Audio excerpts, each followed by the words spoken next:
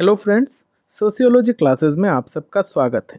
आज हमारा डिस्कशन का टॉपिक है crisis in Indian higher education.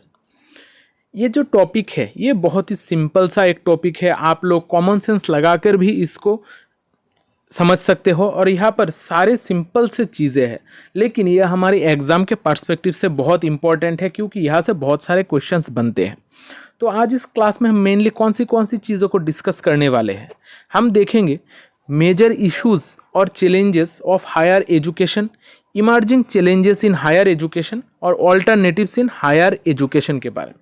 यहाँ पर मेजर इशू और इमर्जिंग चैलेंजेस ये दोनों चीज़ें अलग है, ये आप लोगों को थोड़ा ध्यान रखना होगा। मेजर इश्यूज यानी कि कौन सी वो मेजर प्रॉब्लम्स है जो हम इंडियन हायर एजुकेशनल सिस्टम में देखते हैं, और इमर्जिंग चैलेंजेस यानी कि जो उभरते हुए प्रॉब्लम्स है जो आजकल हम देखते हैं, अलग तरीके का प्रॉब्लम, ये सारी चीज़ों को कहा जाता है इमर्जिंग चैलेंजेस। और आखिर में देखेंगे ऑल्टरनेटिव्स इन हायर एजुकेशन, यानी कि ये जो सारे प्रॉब्लम्स है, बहुत सारे जो हायर एजुकेशन के प्रॉब्लम्स हम देखते हैं, इन प्रॉब्लम्स को टैकल करने के लिए हम कौन सी ऑल्टरनेटिव्स यूज़ कर सकते हैं, इसके बारे में भी डिस्कस करेंगे। अगर आप मेरे क्लासेस में नए हैं तो चैनल को सब्सक्राइब कर लेना और वीडियो को लाइक और शेयर ज़रूर करना, क्योंकि शेयरिंग इज़ केयरिंग। इस चैनल पे आपको सोशियोलॉजी रिलेटेड बहुत सारे वीडियोस मिलेंगे। यहाँ पर बहुत सारे प्लेलिस्ट है, आप लोग प्लेलिस्ट से स्टडी कर सकते हो, आपको चीज़ें ढूंढने में आसानी होगी। तो चलिए आज का क्लास शुरू करते हैं। पहले हम देखते हैं मेजर इश्यूज और चैलेंजेस इन हायर एजुकेशन के बारे में। यहाँ पर जब हम इंडियन एजुकेशनल सिस्टम की बात करते हैं तो यहाँ पर बहुत सारे स्टेजेस है जहाँ पर हम एजुकेशन को डिवाइड कर सकते हैं। पहला होता है हमारा एलिमेंट्री एजुकेशन, फिर सेकेंडरी, फिर हायर एजुकेशन।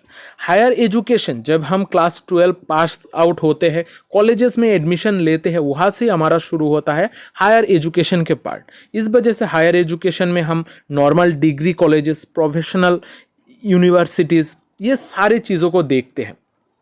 इस वजह से हायर एजुकेशन में बहुत सारे वेरिएशंस है, बहुत सारे अलग अलग कोर्स स्ट्रक्चर्स है, जिसके वजह से हमारा प्रॉब्लम भी अलग अलग जगह पर अलग तरीके के दिखते हैं। जो भी हमारे मेजर इश्यूज़ है जो हम इंडियन हायर एजुकेशन में फेस करते हैं, इनमें कौन से मेजर प्रॉब्लम्स है ये हम देखते हैं।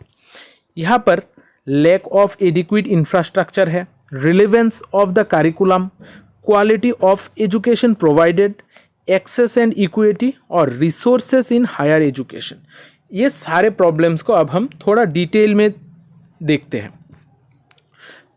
पहला जो प्रॉब्लम है वो है lack of adequate infrastructure. Infrastructure क्या है? इंफ्रास्ट्रक्चर यानी कि हमारा जो भी land, buildings, equipment, laboratories, accommodations, hostel facilities, ये सारे चीज़ों को मिलाकर हम कहते हैं इंफ्रास्ट्रक्चर। ये सारे इंफ्रास्ट्रक्चर अलग अलग इंस्टीट्यूट में अलग अलग तरीके का होते हैं, इस वजह से प्रॉब्लम भी अलग अलग जगह कर सेम नहीं होता है। यहाँ पर ये सारे इंफ्रास्ट्रक्चर के प्रॉब्लम के वजह से हमारा जो हायर एजुकेशन में जो हमारा क्वालिटी और क्वांटिटी है, इसमें बहुत ज़्यादा फ़र्क देख पाते हैं।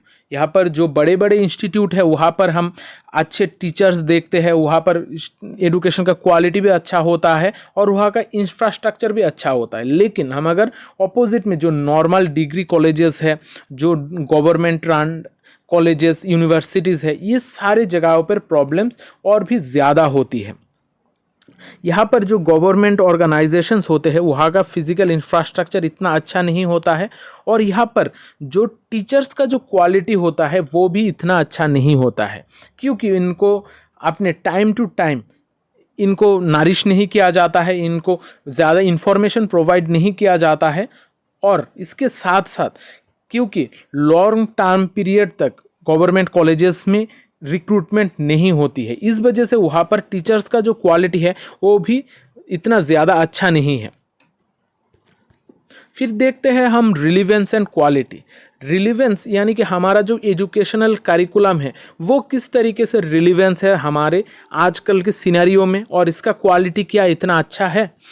अगर हम ये क्वेश्चन करें तो हम देखेंगे कि एक बहुत बड़ा पोर्शन ऑफ एजुकेशनल इंस्टीट्यूट, ये कॉलेज भी हो सकता है और यूनिवर्सिटीज़ भी होता है, यहाँ का जो करिकुलम होता है ये इतना एप्रोप्रिएट नहीं होता है हमारे आजकल के सोसाइटल नीड्स के हिसाब से।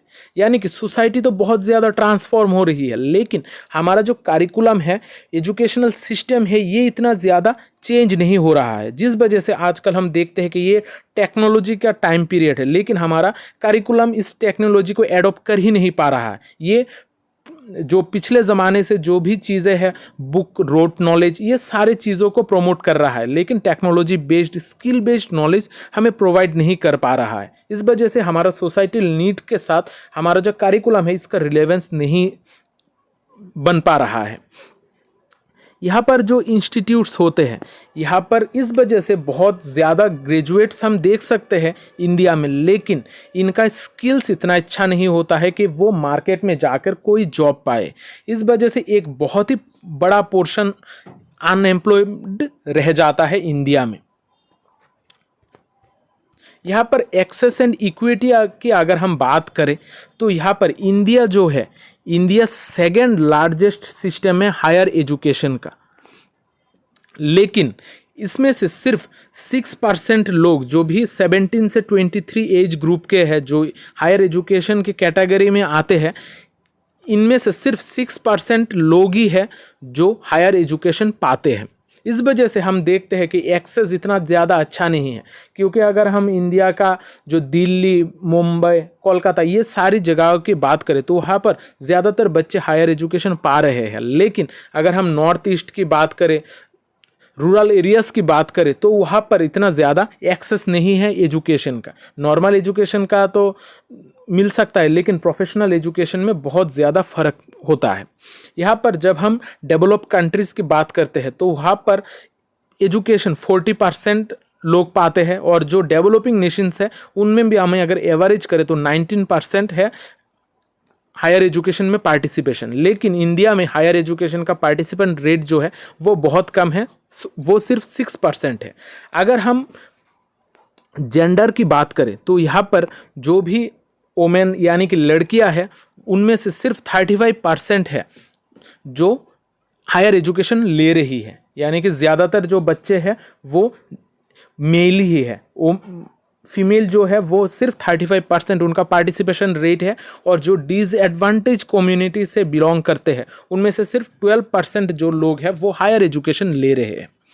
यहाँ पर और एक चीज़ हमें गौर करना होगा कि जो भी लोग टॉप के पैसे वाले हैं, यानी कि 30% जो इनकम के लोग हैं, उनके बच्चे ही ज़्यादातर हायर एजुकेशन ले रहे हैं।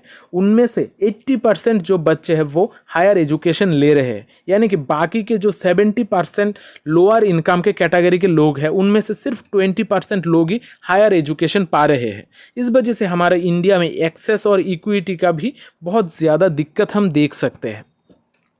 यहाँ पर रिसोर्सेस इन हायर एजुकेशन में, हमारा रिसोर्सेस में बहुत मेजर प्रॉब्लम आ जाती है हायर एजुकेशन सिस्टम में, क्योंकि यहाँ पर इंडिया में हम देखते हैं जो मेजर पोर्शन ऑफ बजट है एजुकेशन के रिलेटेड, जो भी बजट होता है उसमें से 2/3 यानी कि 2/3 जो है एलिमेंट्री एजुकेशन में दिया जाता है। इस वजह से हायर एजुकेशन में बहुत कम पैसा बच जाता है। इस वजह से यहाँ पर इंफ्रास्ट्रक्चर भी इतना अच्छा नहीं होता है, यहाँ पर रिसोर्सेज भी इतना ज़्यादा प्रोवाइड नहीं किया जाता है। अगर हम जीडीपी की माने तो इंडिया लगभग 4% जीडीपी का यूज़ कर रहा है एजुकेशन सेक्टर में, लेकिन बाकी अगर हम बड़े बड़े कंट्रीज़ की बात करें तो वो लोग एजुकेशन में बहुत ज़्यादा पैसा इन्वेस्ट कर रहे हैं। इस वजह से इंडिया में जो फाइनेंशियल एलोकेशन है, बेसिक प्राइमरी एजुकेशन है, हायर एजुकेशन है, ये सारे चीज़ें रैपिडली डिक्रीज़ कर रहा है। बहुत ही कम पार्टिसिपेशन रेट देखते हैं हम हायर एजुकेशन में। यहाँ पर और एक बड़ा प्रॉब्लम है जो है यूटिलाइजेशन और मिस यूटिलाइजेशन ऑफ फंड, यानी कि जो भी लोग होते हैं इन सारे चीज़ों को फैसिलिटीज़ को प्रोवाइड करेंगे गवर्नमेंट, जो भी मंत्री मिनिस्टर्स या फिर जो भी लोग सरकारी दफ्तर्स में रहते हैं, वो लोग किस तरीके से जो फंड्स प्रोवाइड किए जा रहे हैं उनको यूटिलाइज करते हैं। इंडिया में हम मेनली गवर्नमेंट सेक्टर में देखते हैं कि ये सारे फंड्स इतने एप्रोप्रिएटली यूज़ नहीं होता है, यहाँ पर बहुत सारे करप्शन के चार्जेस भी होते हैं। इस वजह से हम इंडिया में अंडर यूटिलाइजेशन देखते हैं इन सारे फंड्स का, और बहुत बार देखा गया है कि मिस यूटिलाइजेशन भी होता है। अब देखते हैं emerging challenges in higher education. Higher education में हम क्या क्या इमर्जिंग चैलेंजेस आजकल देखते हैं। यहाँ पर हम मेनली दो तरीके का चैलेंज फेस करते हैं। एक होता है हमारा ग्लोबलाइजेशन रिलेटेड प्रॉब्लम, और दूसरा है हमारा लिबरलाइजेशन या फिर प्राइवेटाइजेशन रिलेटेड प्रॉब्लम। ग्लोबलाइजेशन का जो कॉन्सेप्ट है ये इंडिया में 1990s में आया था, जब इंडिया LPG रिफॉर्म्स स्टार्ट किए थे, यानी कि लिबरलाइजेशन, प्राइवेटाइजेशन और ग्लोबलाइजेशन। इसके बाद इंडिया अपना जो इकोनॉमी है ये खोल दिया था। इस वजह से बाहर के बहुत सारे यूनिवर्सिटीज़ है जो इंडिया में आके अपने सेंटर्स स्टार्ट करने लगे। इस वजह से जो भी मिडिल क्लास और अपर क्लास के लोग हैं वो लोग हाई फीस देकर भी, ज़्यादा पैसा देकर उन इंस्टीट्यूट में अपने बच्चे को पढ़ा रहे थे, ताकि वो लोग स्किल्स एक्वायर कर सके और अच्छा जॉब पा सके। इसी रिगार्डिंग हम देखते हैं कि उस टाइम पीरियड पे बहुत ज़्यादा फेक यूनिवर्सिटीज़ आने लगी। इंडिया में भी आजकल हम देखते हैं कि हर साल UGC लिस्ट प्रोवाइड करता है फेक यूनिवर्सिटीज़ का। इस वजह से ग्लोबलाइजेशन के वजह से जब इंडियन इकोनॉमी इतना ज़्यादा खुल गया तो लोग ज़्यादा एजुकेशन पर फोकस करने लगे और पैसा भी इस पर ज़्यादा खर्च करने लगे। यहाँ पर जो ग्लोबलाइजेशन है, ग्लोबलाइजेशन के वजह से हमारा हायर एजुकेशन का ज़्यादातर कॉमर्शियलाइजेशन हो गया, जिसके वजह से जो जिनके पास पैसा है यानी कि हैव्स है और हैव नॉट्स है, जिनके पास पैसा नहीं है, इन दोनों के बीच में और ज़्यादा गैप हो गया। क्योंकि जिनके पास पैसा है वो लोग हायर एजुकेशन पा रहे थे, बड़े बड़े इंस्टीट्यूट से अपने बच्चे को पढ़ा रहे थे, लेकिन जो भी लोगों के पास पैसा नहीं है वो ये सारे सुविधाएं नहीं ले पा रहे थे। इस वजह से उनके बीच में बहुत ज़्यादा गैप बढ़ जा रहा है। आजकल हम ये सिनेरियो देखते हैं। फिर है हमारा जो और एक इमर्जिंग प्रॉब्लम, वो है प्राइवेटाइजेशन, यानी कि जो भी कॉलेजेस है, प्रोफेशनल यूनिवर्सिटीज़ है, ये सारे चीज़ें ज़्यादातर आजकल प्राइवेटाइज हो रही है, क्योंकि गवर्नमेंट सारे फैसिलिटीज़ प्रोवाइड नहीं कर पा रही है और लॉज भी इसी तरीके से बन रहे हैं कि प्राइवेटाइजेशन को ज़्यादा तवज्जो दी जा रही है। इस वजह से हम देखते हैं कि आजकल प्रोफेशनल एजुकेशनल इंस्टीट्यूट की बहुत ज़्यादा तादाद बढ़ रही है। हर जगह पर बहुत सारे यूनिवर्सिटीज़ खोल रहे हैं, कॉलेजेस खोल रही है, और यहाँ पर फैसिलिटीज़ भी दी जा रही है जहाँ पर हाई फीस देकर लोग पढ़ रहे हैं। यहाँ पर और एक चीज़ है प्राइवेटाइजेशन के लेके प्रॉब्लम, कि इतने ज़्यादा फीस लेने के बाद भी ये लोग इतना अच्छा सुविधाएं प्रोवाइड नहीं कर पा रहे हैं। इस वजह से बहुत सारे प्रॉब्लम्स भी आ रही है, और प्राइवेटाइजेशन के वजह से जो गरीब है, जो मेरिटोरियस स्टूडेंट है, जिनके पास मेरिट है, लेकिन वो लोग वो सुविधाएं नहीं ले पा रही है, जिस वजह से जो हमारा डिस्पैरिटी है वो भी बहुत ज़्यादा बढ़ रहा है इंडिया में। अब देखते हैं alternatives in higher education. Indian higher education में हम क्या क्या प्रॉब्लम्स मेनली फेस करते हैं। हम जब इंडियन हायर एजुकेशन की प्रॉब्लम की बात करें तो यहाँ पर ये सारे इंफ्रास्ट्रक्चर, करिकुलम, ये सारे प्रॉब्लम्स तो है ही, लेकिन इसके साथ साथ बहुत सारे ऐसे बच्चे हैं जो नॉर्मल एजुकेशन नहीं ले पा रहे। जैसे आज आप लोग यहाँ पर इग्नू से अपना MA कर रहे हो, यानी कि आप कोई ना कोई प्रॉब्लम के वजह से रेगुलर मोड से आपका मास्टर्स नहीं कर पाए, इस वजह से आप लोग डिस्टेंस एजुकेशन चूज़ कर रहे हो। यहाँ पर ही हम देखते हैं ऑल्टरनेटिव की बात, यानी कि यहाँ पर जो प्रॉब्लम के वजह से लोग अपना पढ़ाई रोक रहे हैं या फिर पढ़ाई कंप्लीट नहीं कर पा रहे हैं, जॉब्स कर रहे हैं, इन सारे बच्चों के लिए कुछ ऑल्टरनेटिव्स तैयार करने की बातें की गई थी। यहाँ पर जब हमारा ये स्टार्ट हुआ था, ये सारे प्रॉब्लम्स को किस तरीके से टैकल किया जाए, तो यहाँ पर हम पहले देखते हैं कि हमारा कॉरस्पॉन्डेंस कोर्स इंस्टीट्यूट स्टार्ट हुए थे। यहाँ पर डायरेक्टरेट ऑफ डिस्टेंस एजुकेशन भी एस्टेब्लिश किया गया था ताकि लोगों को डिस्टेंस एजुकेशन प्रोवाइड किया जाए। जो लोग नॉर्मल रेगुलर मूड पे अपना मास्टर्स नहीं कर पा रहे या फिर ग्रेजुएशन नहीं कर पा रहे, इनको कॉरस्पॉन्डेंट मूड से या फिर डिस्टेंस मूड से चीज़ें प्रोवाइड किया जाए।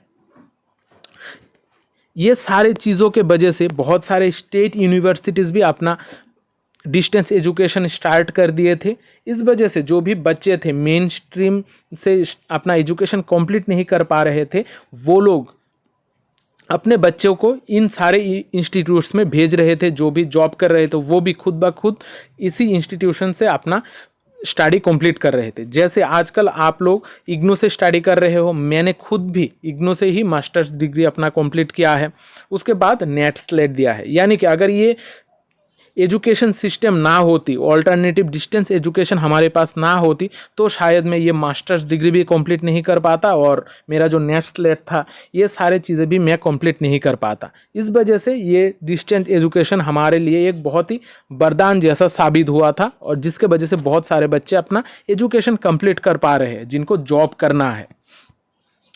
यहाँ पर और एक बहुत बड़ा माइलस्टोन है जो इग्नो यूनिवर्सिटी जब एस्टेब्लिश्ड हुआ था 1985 में। इसके एस्टेब्लिशमेंट के बाद इंडिया का जो डिस्टेंस एजुकेशन का जो सिनेरियो है ये बहुत ज़्यादा चेंज हो गया था।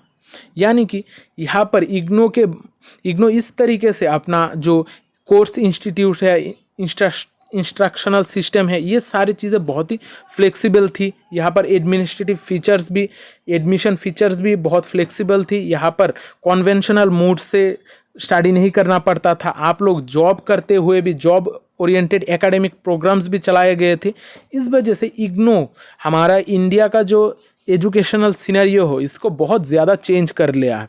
आप लोग देख सकते हो कि इग्नो में आजकल लाखों बच्चे पढ़ रहे हैं और अपना मास्टर्स या फिर ग्रेजुएशन कंप्लीट कर पा रहे हैं। ये सारे मेनली इग्नो से हुआ है। इग्नो के वजह से सिर्फ इंडिया में ही नहीं, इग्नो अब वर्ल्ड का सबसे लार्जेस्ट डिस्टेंस एजुकेशन प्रोग्राम है। यहाँ पर सबसे ज़्यादा बच्चे पढ़ते हैं। ये सिर्फ इंडिया का नहीं, बाकी कंट्रीज़, बहुत सारे कंट्रीज़ में भी ये फैला हुआ है। इस वजह से इग्नो एक बहुत ही एक इनोवेटिव स्ट्रेटेजी लेके आया है जिस वजह से हमारा एजुकेशन बहुत ज़्यादा चेंज हो गया है। तो आज का ये जो crisis in Indian higher education का क्लास है, ये आशा करता हूँ आपको अच्छा लगा है। अगर कोई भी दिक्कत है तो आप लोग मुझे मैसेज में लिख सकते हो। मैं ज़रूर कोशिश करूँगा कि आपको प्रॉब्लम का सल्यूशन देने के लिए। ये जो क्लास है ये बहुत ही इम्पॉर्टेंट है आपके एग्ज़ाम के पॉइंट ऑफ व्यू से। ये सिंपल है लेकिन साथ साथ ये इम्पॉर्टेंट है। इसका नोट्स बना लीजिएगा, आपको बहुत आसानी होगी एग्ज़ाम में। तो आज का क्लास यहाँ पर ही ख़त्म करते हैं। तो अगर वीडियो को अच्छा लगा है तो लाइक और शेयर कर देना, क्योंकि शेयरिंग इज़ केयरिंग। मिलते हैं अगले क्लास में, तब तक अच्छे रहिए, स्वस्थ रहिए और लोगों में प्यार बांटते रहिए। जय हिंद।